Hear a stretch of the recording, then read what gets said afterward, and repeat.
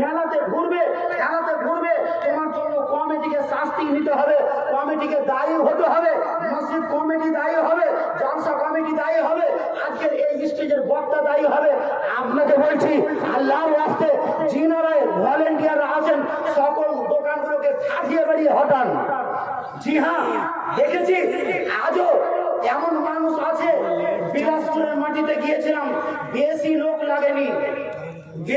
লাগেনি, একটাই লোক ছিলেন যার নাম আজও মনে আছে, আব্দুল কাদের সাহেব। যিনার নাম আব্দুল কাদের সাহেব, উনি শুধুমাত্র যেমন স্টেজে বলে দেওয়া হলো, আর বলে দেওয়া মাত্রই 15 মিনিটের ভিতরে কোথায় মেলা ছিল, কোথায় নাগরদোলা আর কোথায় কিছু, সব একেবারে 15 মিনিটের ভিতরে চপর উঠাবে না উল্টে ফেলবো।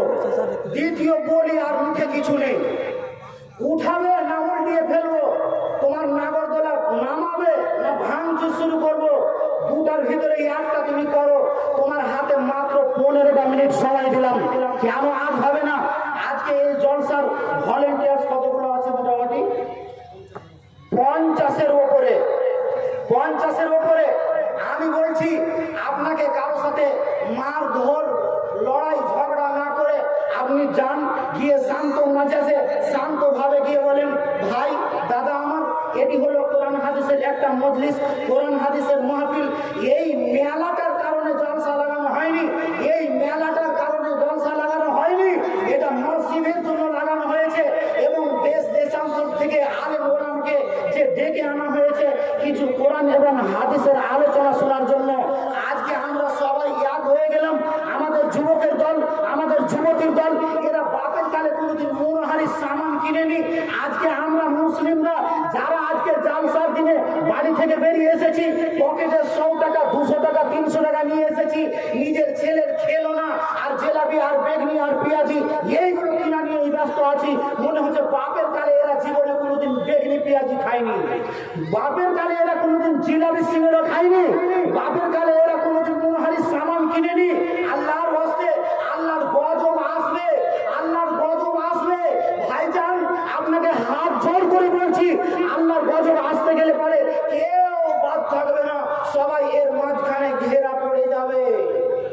আল্লাহর ওয়াস্তে আমি আপনাদের কাছে অন্যায় বিনয় সুর নিয়ে বলছি, আপনি আমার ভাই, আপনি আমার বন্ধু, আপনি আমার দোস্ত।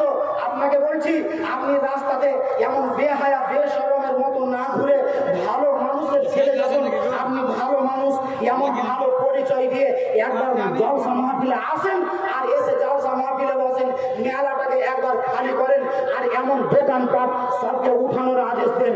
বন্ধুরা চলুন এবারে আমি আপনার সামনে কোরআন এবং হাদিসের আলোচনা যেটুকু পারছি অল্প সময়ের জন্য রাখবো। তাছাড়া মেন উদ্দেশ্য যেটা সেটা আপনাদের জানা, সেটি হলো মসজিদ। বন্ধুবার, আল্লাহর গজব আপনার উপরে আসবে, আল্লাহ পাক রব্বুল আলামিন কি এটাতে ক্ষমতা রাখেন না? আল্লাহ পাক রব্বুল ইজ্জত কি ক্ষমতা রাখেন না? আল্লাহর কি ক্ষমতা নেই? আল্লাহ পাক রব্বুল আলামিন আযাব চাইতে গেলে পারে একেবারে হুরুস করে আযাব দিয়ে সবকে ধ্বংস করে দিতে পারেন, ধূলিসাৎ করে দিতে পারেন, কিন্তু করেন না। আল্লাহর কোরআন বলছে, ওয়ালানুযিকান্নাহুম মিনাল আযাবিল আদনা দুনাল আযাবিল আকবারি লাআল্লাহুম ইয়ারজিউন। দুনিয়ার মানুষ, তোমাদের উপরে আমি যদি গজব যদি দিয়ে দিই, বিশাল বড় আযাব যদি তোমাদের সামনে যদি আমি এনে হাজির করে দিই, তাহলে তোমরা কেউ পারবে না, তোমরা কেউ বরদাস্ত করতে পারবে না। যার জন্য আমি আল্লাহ তোমাদের আগে সতর্ক বাণী দেওয়ার জন্য ছোট ছোট আযাবগুলোকে আমি চালিয়ে থাকি, ছোট ছোট আযাবগুলো তোমাদের কাছে আমি পাঠাই। কেন পাঠাই? লাআল্লাহুম ইয়ারজিউন, যাতে করে তোমরা প্রত্যাবর্তন করো, যাতে করে তোমরা ফিরে আসো। ভাইজান, আল্লাহর আযাব আসতে গেলে পারে সবাই ঘেরা পড়বে।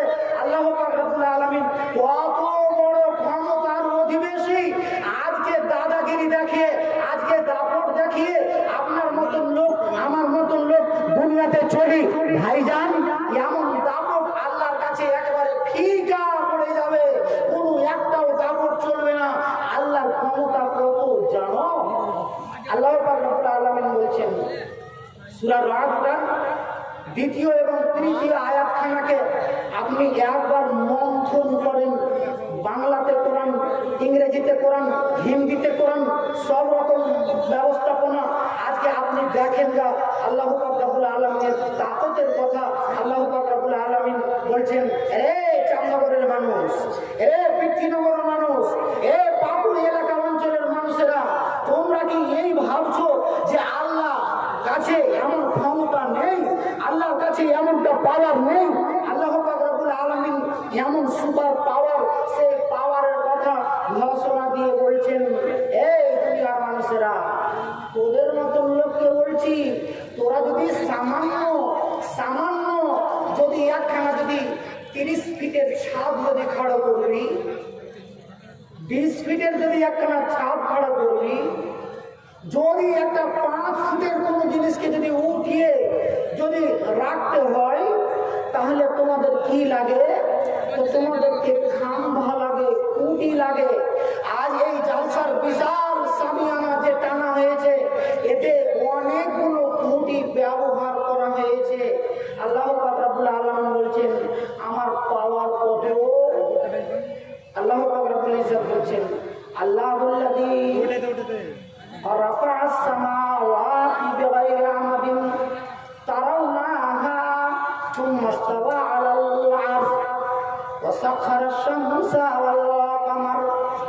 বিশ্বনিয়ন্তা রহিমুর রহমান আরশ আযমের মালিক, তিনি ঘোষণা দিয়ে বলেছেন, এর দুনিয়ার মানুষেরা, আমাকে তোমরা কমজোর মনে করিও না। তোমাদের উপরে আযাব দেব, তোমাদের উপরে গজব দেব, তোমাদেরকে হালাক করে দেব। আমার কতটা ক্ষমতা আছে, শুধুমাত্র তোমার চোখের সামনে একটা ক্ষমতা কায়েম করে রেখে দিয়েছি। তা হলো কি, এক বিশাল বড় আসমান খানাকে কায়েম করে রেখে দিয়েছি। একবার আসমান খানার দিকে একবার লক্ষ্য করে দেখো বা কেমন করে তৈরি করেছি। আল্লাহ রাব্বুল আলামিন বলেছেন, বেগাইরে আগামাদিন, একটাও পিলার নেই রে, একটাও খুঁটি নেই, একটাও খাম্বা নেই। আমার এতটাই ক্ষমতা যে এক বিশাল বড় আসমান খানাকে তৈরি করে দিলাম। এমন আসমান খানা দুইটা খুঁটি খাম্বার দ্বারাই আমি ঝুলন্ত অবস্থায় রেখে দিয়েছি। দেখো ভাই একবার, আর দেখে তোমরা ইলম হাসিল করো, নসিহত অর্জন করো, ওইখানাকে দেখো যে আল্লাহ পাক রব্বুল আলামিন কত বড় ক্ষমতার অধিবেশী। একখানা যদি দোতলা বাড়ি বানাবো, একতলায় যদি বাড়ি বানাবো, তাতে 4টা মিস্ত্রি লাগলো, 5টা মিস্ত্রি লাগলো। ছাদ ঢালাইয়ের দিন আরো 2টা মিস্ত্রিকে জড়ো করলো, এরা সবাই মিলে ছাদ ঢাললো। আর ছাদটা ঢেলে তো দিল, যেদিন ঢালা হয়ে গেল সেদিন তো ঢালা হলো। আর তার 3 দিন পরে গিয়ে, 4 দিন পরে গিয়ে, 8 দিন পরে গিয়ে লোকেরা বলতে আরম্ভ করলো, নিজেই ছাদ ঢালিয়েছি, নিজেও গিয়ে বলতে আরম্ভ করলাম, ছাদটার এই জায়গাটা একটু মোটা হয়ে গেছে, এই জায়গাটা একটু ঢাল হয়ে গিয়েছে, ওই দিকটা ঢাল হওয়ার কথা ছিল, ওই দিকটা উঁচু হয়ে গিয়েছে। নানান রকমের খুঁত আমরা ধরি, নানান রকমের আমাদের কাছে ফল থেকে যায় সামান্য একটা ছাদ তৈরি করতে গিয়ে। আর তাতেও 3টে, 4টা, 5টা, 8টা, 10টা মিস্ত্রি দিয়ে। আল্লাহ পাক রব্বুল আলামিন বলছেন, রে দুনিয়ার মানুষেরা, আমার আসমান খানাকে তোমরা দেখো, আমার আসমান খানাকে তোমরা দেখো। কি করবে? আল্লাহ পাক রব্বুল আলামিন বলছেন, একবার দেখো, 2বার দেখো, 3বার দেখো, 4বার দেখো, বারবার তোমরাকে দেখতে বলছি। তোমার জিল বাসারা কাররাতাইনি ইয়ানকালবু ইলাইকাল বাসার হাসিয়াউ ওয়া হুয়া হাসির। সারা পৃথিবীর মানব জাতি, তোমাদেরকে আমি বলছি, আমার এই আসমান খানাকে তোমরা দেখতে আরম্ভ করে দাও।